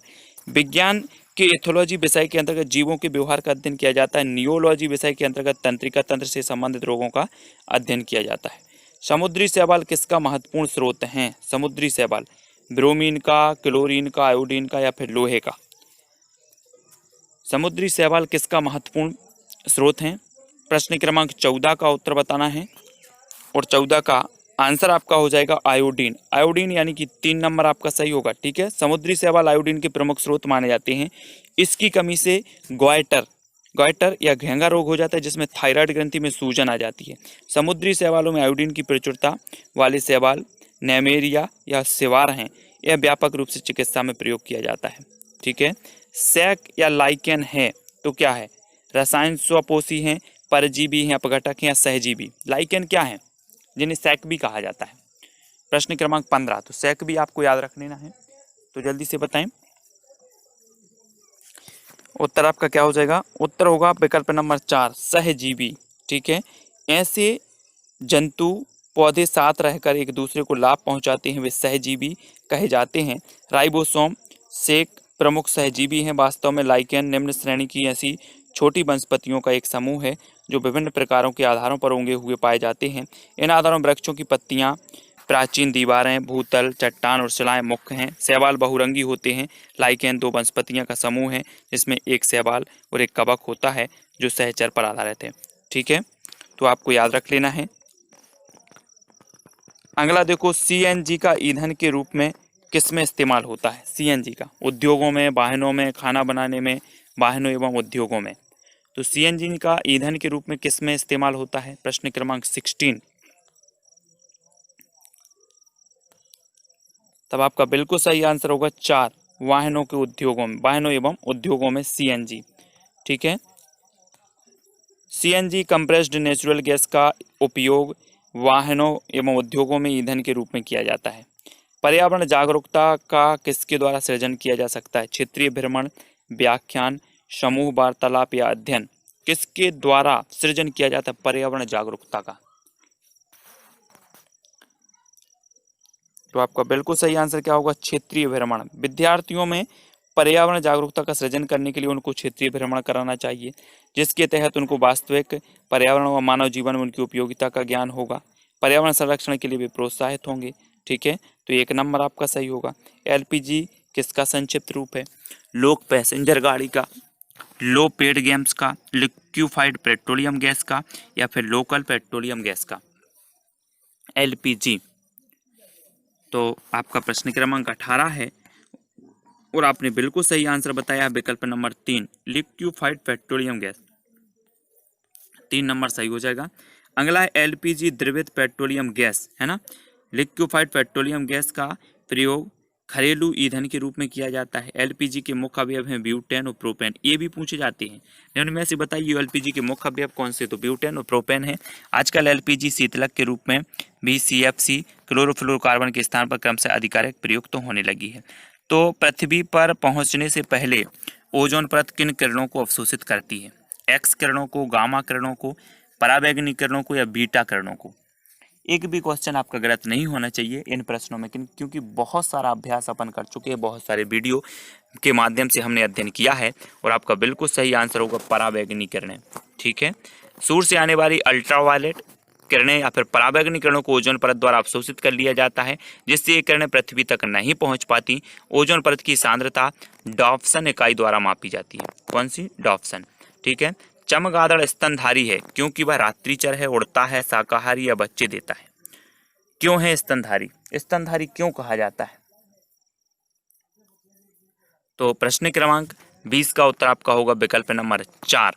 4 यानी कि क्योंकि क्या देता है? बच्चे देता है। चमगादड़ स्तनधारी है क्योंकि ये बच्चे देते। जीव विज्ञान में चमगादड़ को स्तनधारी वर्ग में रखा है क्योंकि चमगादड़ बच्चे को जन्म देती है तथा उन्हें दूध पिलाती है। चमगादड़ एक रात्रिचर प्राणी है। की परिभाषा क्या है? आपने पर्यावरण पढ़ा है, पर्यावरण की परिभाषा आपको बताना है। 4 विकल्प हैं। समुद्र तल के नीचे पृथ्वी पर वस्तुएं, एबायोटिक एवं बायोटिक घटक, चीजें जो हमें घेरती हैं, उपरोक्त में से कोई नहीं। तो पर्यावरण की परिभाषा क्या है? 4 विकल्पों में से ABCD करके आप उत्तर बताएंगे, तब आपका बिल्कुल सही आंसर क्या हो जाएगा? एबायोटिक एवं बायोटिक घटक, यानी 2 नंबर। ठीक है, जैविक एवं अजैविक घटक मिलकर के क्या बनाते हैं? पर्यावरण, और यही पर्यावरण की परिभाषा है। ठीक है, तो 2 नंबर आपका यहाँ पर बिल्कुल सही है। पर्यावरण अनेक तत्वों से मिलकर बना है जो व्यवस्थित समूह में होता है ना, जिसमें सभी घटक बायोटिक तथा एबायोटिक प्रकृति में जो है संतुलित रूप से रहते हैं। तो आपका जो विकल्प नंबर 2 है वो यहाँ पर सही हो जाएगा। अगला क्वेश्चन, कृत्रिम वर्षा के लिए मेघ बीजन के लिए प्रयुक्त रसायन है, कौन सा है? Potassium bromide, silver nitrate, silver iodide, या फिर पोटेशियम नाइट्रेट? कृत्रिम वर्षा के लिए, मेघ बीजन के लिए जो प्रयुक्त रसायन है वो कौन सा है?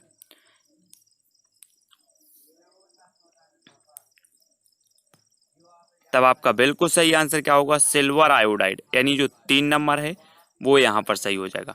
ठीक है, सिल्वर आयोडाइड का प्रयोग कृत्रिम वर्षा कराने के मेघ बीज के रूप में किया जाता है। 3 नंबर आपका यहाँ पर सही होगा। अगला क्वेश्चन है दोस्तों, बायोडीजल तैयार किया जाता है जेट्रोफा से, यूट्रिकुलेरिया से, देवदार से, यूकेलिप्टस से? बायोडीजल तैयार किया जाता है किस वृक्ष से तैयार किया जाता है? तब आपका बिल्कुल सही आंसर होगा जेट्रोफा, यानी 1 नंबर सही हो जाएगा। ठीक है, बायोडीजल का निर्माण जेट्रोफा, करकास, पेंगोमिया आदि के पौधों से होता है। तो इसका पहला बायोडीजल संयंत्र काकीनाडा आंध्र प्रदेश में स्थापित किया गया था। ये चीज भी आपको याद रख लेना, काकीनाडा में बायोडीजल संयंत्र स्थापित किया गया था, देश का पहला। ठीक है, विश्व ओजोन दिवस मनाया जाता है, कब मनाया जाता है? 16 सितंबर, 21 मार्च, 25 अप्रैल, या फिर 5 जून को? तो जल्दी से कमेंट में लिखना है विश्व ओजोन दिवस कब मनाया जाता है। तब आपका बिल्कुल सही आंसर हो जाएगा दोस्तों 16 सितंबर, यानी जो 1 नंबर है वो बिल्कुल सही हो जाएगा। ठीक है, विश्व ओजोन दिवस पूरे विश्व में प्रत्येक वर्ष 16 सितंबर को मनाया जाता है। दिवस ओजोन संरक्षण के जागरूकता के लिए मनाया जाता है। अगला क्वेश्चन है, सिल्वी कल्चर संबंधित है सिल्क, वन एवं वन उत्पाद, फूल या उर्वरक से? तो सिल्वीकल्चर किससे संबंधित है? प्रश्न क्रमांक 26। तो आपका बिल्कुल सही आंसर हो जाएगा वन एवं वन उत्पाद से। ठीक है, सिल्वीकल्चर संबंधित है। ठीक है, प्रश्न क्रमांक जो 2 है वो यहाँ पर सही होगा। सिल्वीकल्चर के अंतर्गत वन एवं वन्य सामग्री का उत्पादन किया जाता है। अगला क्वेश्चन देखो, निम्नलिखित में से किस जनपद में चंद्रप्रभा वन्यजीव अभ्यारण्य स्थित है? तो किस जनपद में है? चंदौली, लखीमपुर खीरी, लखनऊ या फिर वाराणसी? तो किस जनपद में चंद्रप्रभा वन्यजीव अभ्यारण्य स्थित है? प्रश्न क्रमांक 27।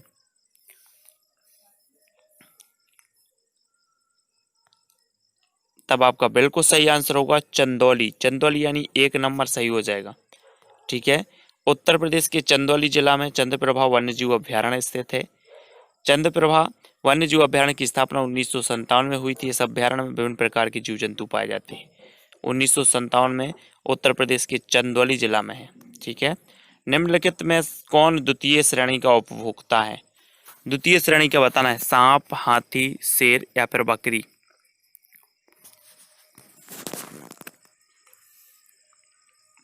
तो आपका राइट आंसर हो जाएगा दोस्तों विकल्प नंबर जो, तो यहाँ पर जो उत्तर होगा दोस्तों, इसमें जो उत्तर दिया है वो सांप दिया है, लेकिन इसका सही उत्तर होगा शेर। यहाँ पर देखते हैं आप कि सांप जो होता है वो प्रथम उपभोक्ता अर्थात मेंढक को खाता है, जबकि अगर शेर की बात करें तो शेर हिरण को खाता है, हिरण को खाता है। ठीक है, बकरी को भी खाता है, जबकि बकरी क्या है, प्रथम उपभोक्ता है और बकरी को सीधे शेर खा लेता है। हिरण प्रथम उपभोक्ता है और हिरण को सीधे शेर खाता है। तो ये शेर यहाँ पर सही होगा, शेर द्वितीय उपभोक्ता के अंतर्गत आएगा, तो शेर सही हो जाएगा। अगर यहाँ पर कोई डाउट लगता है तो कमेंट में बताने का प्रयास करेंगे सभी लोग। ठीक है, झूम खेती होती है बिहार में, केरल, मेघालय या तमिलनाडु में? तो कहाँ पर होती है? 4 विकल्पों में से चयन करना है। तो आपका राइट आंसर हो जाएगा 3 यानी मेघालय। झूम खेती होती है कहाँ पर? मेघालय में। ठीक है, अगला क्वेश्चन देखते हैं। झूम खेती पर्वतीय एवं पठारी क्षेत्रों पर की जाती है। यह अस्थायी कृषि पद्धति होती है तथा यह कृषि प्रायः पूर्वोत्तर भारत में की जाती है। मेघालय, नागालैंड, मणिपुर आदि प्रमुख राज्य। झूम कृषि एक आदिम प्रकार की कृषि होती है जिसमें पहले वृक्षों तथा वनस्पतियों को काटकर उन्हें जला दिया जाता है और साफ की गई भूमि पर पुराने उपकरणों से जुताई कर कृषि की जाती है। जैसे ही वहाँ मृदा से उर्वरता समाप्त होती है तो उस स्थान को छोड़कर दूसरे स्थान पर जाकर फिर प्रक्रिया दोहराई जाती है। विभिन्न प्रदेशों में इस झूम खेती को अलग अलग नाम से जाना जाता है, ये चीज भी ध्यान रखा। शुष्क बर्फ किसका ठोस रूप है? शुष्क बर्फ आपको बताना है ये किसका ठोस रूप है? कार्बन डाइऑक्साइड का, अमोनिया, नाइट्रोजन या फिर ऑक्सीजन?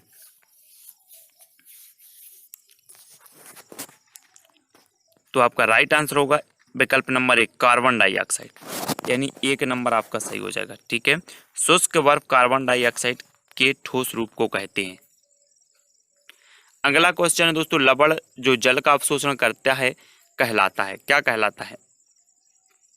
एनहाइड्रस लवण, हाइग्रोस्कोपिक लवण, हाइड्रोफिलिक लवण या फिर हाइड्रोफोबिक लवण? लवण जो जल का अवशोषण करता है क्या कहलाता है? तो उत्तर आपका होगा हाइग्रोस्कोपिक लवण, बी नंबर। हाइग्रोस्कोपिक लवण की प्रमुख जो विशेषता होती है, यह अपने आसपास उपस्थित जल के अणुओं को अपनी तरह आकर्षित करके उनका अवशोषण कर लेता है। ठीक है, अगला क्वेश्चन देखो, पारिस्थितिक तंत्र एवं प्राकृतिक अधिवासों का संरक्षण तथा उनके प्राकृतिक वातावरण में प्रजातियों का जीवनक्षम जनसंख्या का रखरखाव एवं प्राप्ति के लिए प्रत्युत पद है, तो कौन सा है? स्थानीय संरक्षण, क्रोड संरक्षण, अपस्थानीय संरक्षण या परिघीय संरक्षण? प्रश्न को अच्छे से पढ़ना है। पारिस्थितिक तंत्र एवं प्राकृतिक अधिवासों का संरक्षण तथा उनके प्राकृतिक वातावरणों में प्रजातियों का जीवनक्षम जनसंख्या का रखरखाव एवं प्राप्ति के लिए प्रयुक्त जो पद है वो कौन सा है? तब आपका बिल्कुल सही आंसर होगा विकल्प नंबर 3 यानी अपस्थानीय संरक्षण। 3 नंबर यहाँ पर बिल्कुल सही हो जाएगा। ठीक है, अपस्थानीय संरक्षण के अंतर्गत पारिस्थितिक तंत्र एवं प्राकृतिक अधिवासों का संरक्षण तथा उनके प्राकृतिक वातावरणों में प्रजातियों का जीवनक्षम जनसंख्या का रखरखाव एवं प्रतिप्राप्ति किया जाता है। तो आपका विकल्प नंबर जो आपका अपस्थानीय संरक्षण है 3 नंबर बिल्कुल सही होगा। अगला है सामुद्रिक कच्छपों को जीवंत जीवाश्म कहा जाता है। सामुद्रिक कच्छपों को जीवंत जीवाश्म कहा जाता है क्योंकि वे 150 मिलियन वर्षों से अधिक समय से पृथ्वी में उपस्थित हैं। कछुओं को भारतीय उपमहाद्वीप के जल भागों में पाए जाने वाले 5 प्रजातियों के समुद्री कच्छप में सबसे अधिक संख्या किसकी है? लागरहेड, कैंप्स रिडले, ऑलिव रिडले या फिर फ्लैटबैक? तो किसकी है? तब आपका राइट आंसर होगा विकल्प number 3 olive Ridley. Olive Ridley यानी 3 नंबर सही हो जाएगा। ठीक है, भारतीय उपमहाद्वीप के जल भागों में पाए जाने वाले 5 प्रजातियों के समुद्री कच्छप में सबसे अधिक संख्या ऑलिव रिडले प्रजाति की है। Olive Ridley. ठीक है, विश्व ऊष्मायन के लिए निम्नलिखित में से कौन सा एक कारक है? विश्व ऊष्मायन के लिए निम्न में से कौन सा एक कारक है? पेड़ पौधे से निकली गैसें, वाहनों से निकली गैसें, भट्टियों से निकली गर्म हवा या फिर रसोई गैस? तो आपका बिल्कुल सही आंसर होगा वाहनों से निकली गैसें, 2 नंबर। ठीक है, अगला क्वेश्चन है विश्व ऊष्मायन के लिए CO2, N2O, CH4 आदि गैसें उत्तरदायी हैं। ये गैसें वाहनों के इंजनों के दहन से अत्यधिक मात्रा में उत्सर्जित होती हैं तथा ये गैसें वायुमंडल में पहुंचकर विश्व ऊष्मायन जैसी समस्या पैदा करती हैं। धातुमय प्रस्तर किसे कहा जाता है? बॉक्साइट, बिटुमेन, मेटालाइड या फिर अयस्क? धातुमय प्रस्तर किसे कहा जाता है? 4 विकल्प हैं, 4 में से आपने चयन किया है विकल्प नंबर 4 अयस्क को धातुमय प्रस्तर कहा जाता है। ठीक है, अयस्क को धातुमय प्रस्तर कहा जाता है। अयस्क से ही विभिन्न प्रकार के धातुओं की प्राप्ति होती है। तो आपका विकल्प नंबर जो 4 है वो बिल्कुल सही होगा। पेड़ पौधे प्रदूषण को घटाते हैं क्योंकि वे अवशोषण करते हैं कार्बन डाइऑक्साइड का, सल्फर डाइऑक्साइड का, कार्बन मोनोऑक्साइड या फिर नाइट्रोजन का। तो पेड़ पौधे प्रदूषण को घटाते क्योंकि वो अवशोषण करते हैं। तो किस चीज का अवशोषण करते हैं?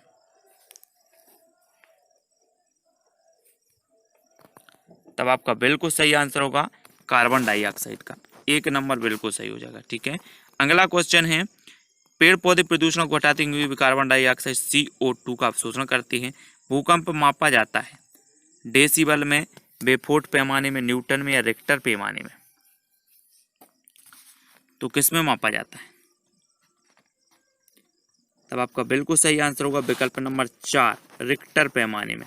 ठीक है, अगला है भूकंप की तीव्रता मापने के लिए रिक्टर पैमाने का प्रयोग किया जाता है या रिक्टर पैमाना सीस्मोग्राफ यंत्र में लगा रहता है। महासागरों में जल स्तर वृद्धि का कारण क्या है? अत्यधिक वर्षा, ध्रुवीय प्रदेश में बर्फ का पिघलना, अम्ल वर्षा या उपरोक्त में से कोई नहीं? महासागरों में जल स्तर वृद्धि का कारण क्या है? प्रश्न क्रमांक 8 और राइट आंसर आपका क्या होगा? ध्रुवीय प्रदेश में बर्फ का पिघलना, 2 नंबर।